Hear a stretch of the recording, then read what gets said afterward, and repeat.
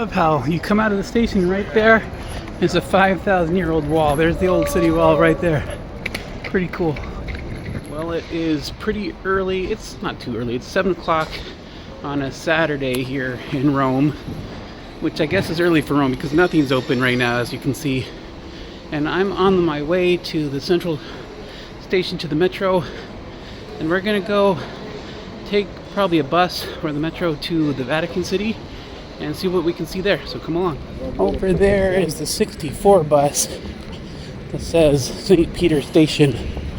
So I think I can take that one to downtown, to the Vatican City.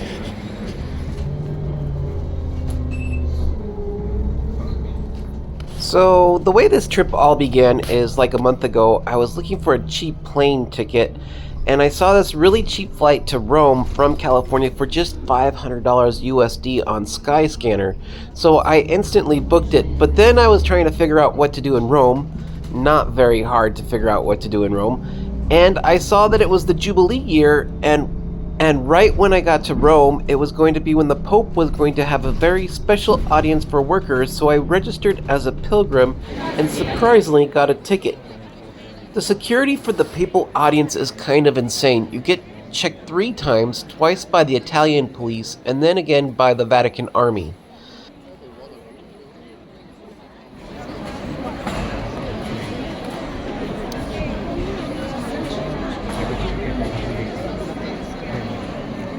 Here in front of the Vatican, we're celebrating the Laborers' Fair here. The Pope will be coming out. I got a great seat. I'm only like 4 rows from St. Peter's Chapel, and behind me is where the Pope Mobile will come out, so it'll be pretty good. We are at St. Peter's Basilica, and there is St. Peter himself inside. St. Peter's Basilica, of course, is the tomb of St. Peter, and most of the popes were here to receive an audience from the Pope. It is the year of Jubilee, and the Pope is going to address everyone, and then I think we'll be able to walk through the door. We'll see what happens from there. The Vatican City is recognized as its own country and is protected by a special Swiss army who use medieval pikes and dress in these multicolored robes. The door that I was talking about is the special Holy Door. It is opened only once every 25 years.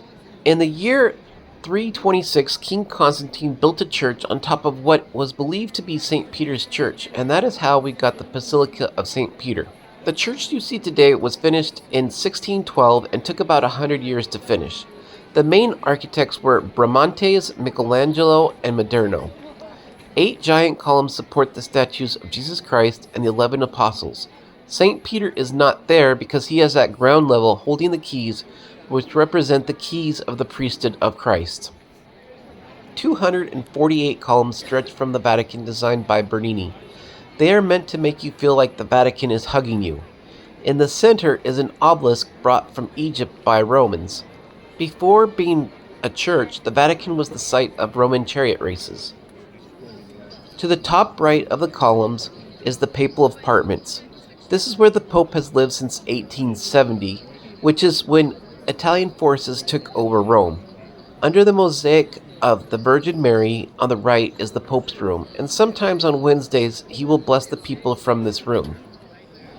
The words in front of the church are in Latin and read, "In honor of Prince of Apostles Paul V Borghese, a Roman Supreme Pontiff of the year 1612, the 7th of his pontificate."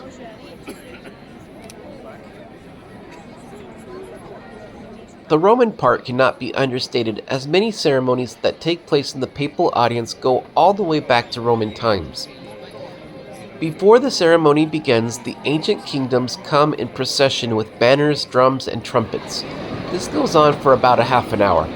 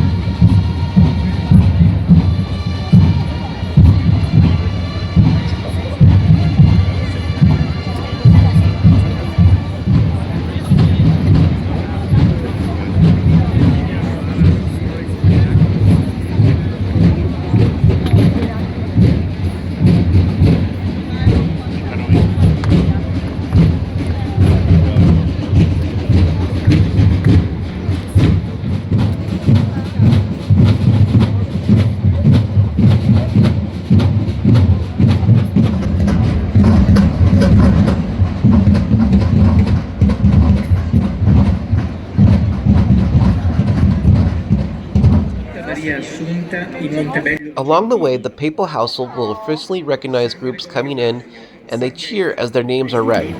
Gathered for today's audience. Woohoo! Along with the individuals and families are the following groups. From the United States of America, members of the Sophia Institute Press, Manchester, New Hampshire, and pilgrims from the Immaculate Conception Church, Tuckahoe, New York, Father Sean Connolly Group.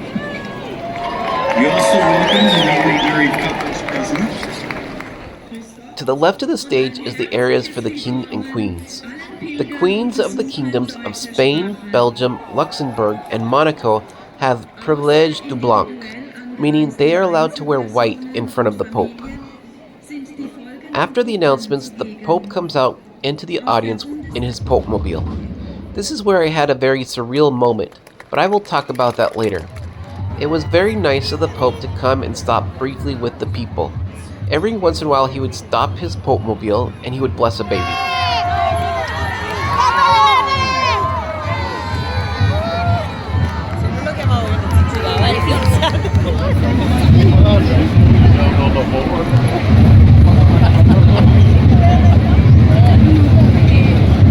The audience starts with another fanfare and the Pope giving a quick prayer.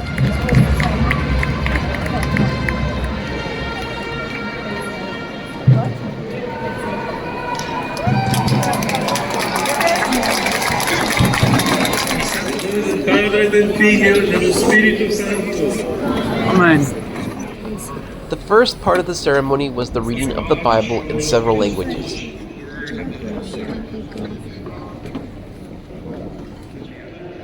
The Pope then gave a talk about striving in adversity in several different languages.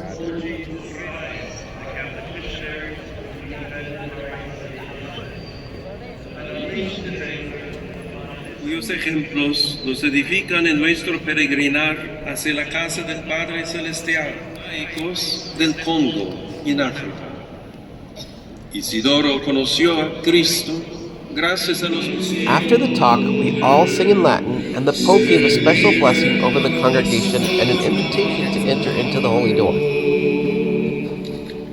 Dominus vobiscum, sit nomen Domini benedictum,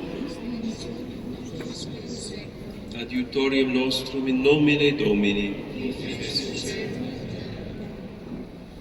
Benedicat vos omnipotens Deus, Pater, et Filius, et Spiritus Sanctus.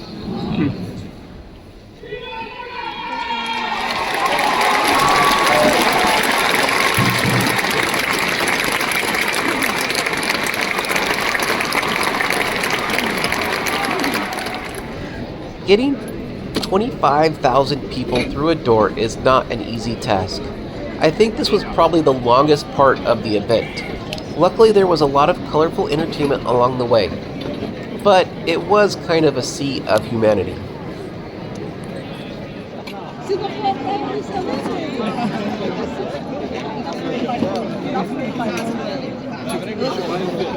That was a very interesting experience. I'm now walking down the Papal Way here. After the Papal Audience, it was a very moving show here, and lots of people from different countries here, lots of drums. I love the 16th and 17th century outfits. It's wonderful that they keep the medieval traditions going alive. It was very interesting, and I actually got to say hello to the Pope, and he said, "Hello, welcome back," so that was pretty cool.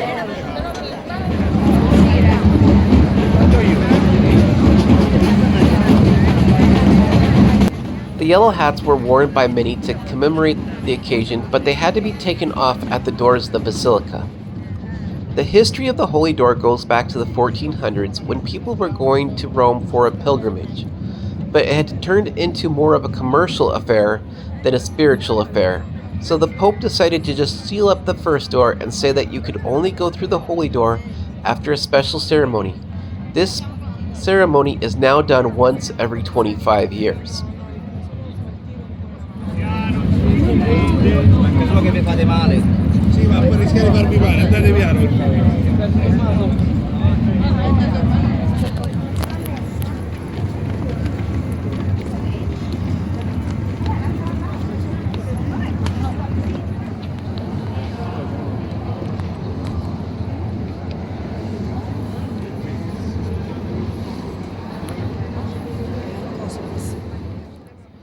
In John 10:9, Jesus is quoted as saying, "I am the gate.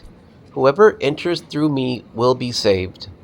Passing through the holy door represents the pilgrim's willingness to follow the steps of Jesus Christ. Inside, you are led on a special one-way trip through the basilica and are greeted by the Michelangelo masterpiece called La Pietà.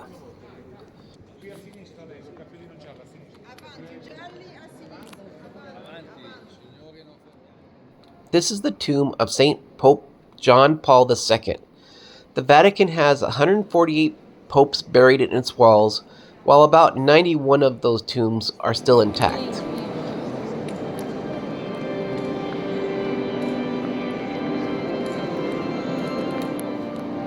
Under the magnificent dome and bronze canopy lies St. Peter, the one who Jesus entrusted his church when he left the earth.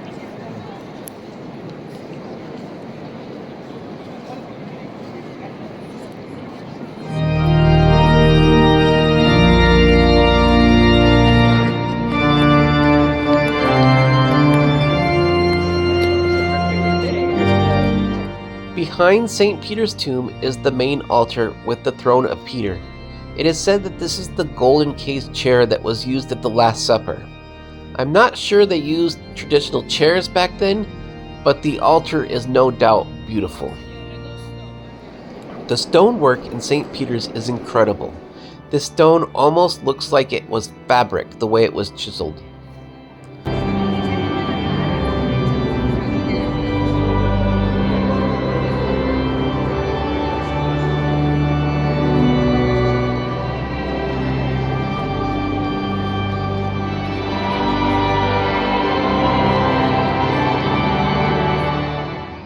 On the way out, I was able to see the changing of the guard.